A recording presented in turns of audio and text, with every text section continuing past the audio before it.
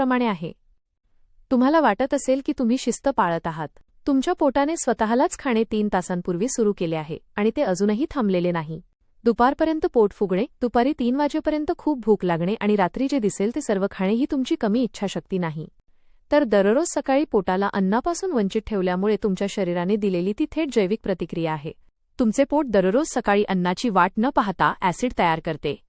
जेव्हा अन्नाचा कणही पोटात जात नाही तेव्हा त्या ॲसिडला पचवण्यासाठी काहीच नसते, त्यामुळे ते थेट तुमच्या पोटाच्या अस्तरावर लायनिंग जमा होते. दररोज नाश्ता न करणे म्हणजे तासनतास तुमच्या स्वतःच्या ऊतींवर टिश्यू ॲसिडचा मारा करण्यासारखे आहे. नाश्ता न केल्यामुळे तुमचे कॉर्टिसॉल म्हणजे स्ट्रेस हॉर्मोन त्याच्या सकाळच्या नैसर्गिक उच्च पातळीनंतरही अनेक तास वाढलेले राहते. सकाळी वाढलेले हे कॉर्टिसॉल इंधनासाठी तुमच्या शरीरातील स्नायूंच्या ऊतींचे विघटन करते, चिंता वाढवते आणि दररोज दुपारी चरबी अधिक वेगाने साठवण्यासाठी तुमच्या शरीराला प्रशिक्षित करते. अमेरिकन जर्नल ऑफ क्लिनिकल न्यूट्रिशनमधील संशोधन हे सिद्ध करते की जे लोक नियमितपणे नाश्ता टाळतात त्यांचा चयापचय दर मेटाबॉलिक रेट नाश्ता करणाऱ्यांच्या तुलनेत खूपच कमी असतो. सकाळी अन्न न मिळणे तुमचे शरीर दुष्काळ म्हणून स्वीकारते, त्यामुळे ऊर्जा वाचवण्यासाठी ते सर्व प्रक्रिया मंदावते.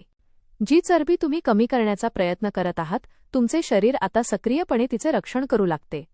Journal of the American college of कार्डिओलॉजीमध्ये प्रकाशित झालेल्या संशोधनानुसार जे लोक नियमितपणे नाश्ता टाळतात त्यांना हृदयविकाराचा झटका येण्याची शक्यता 27% जास्त असते.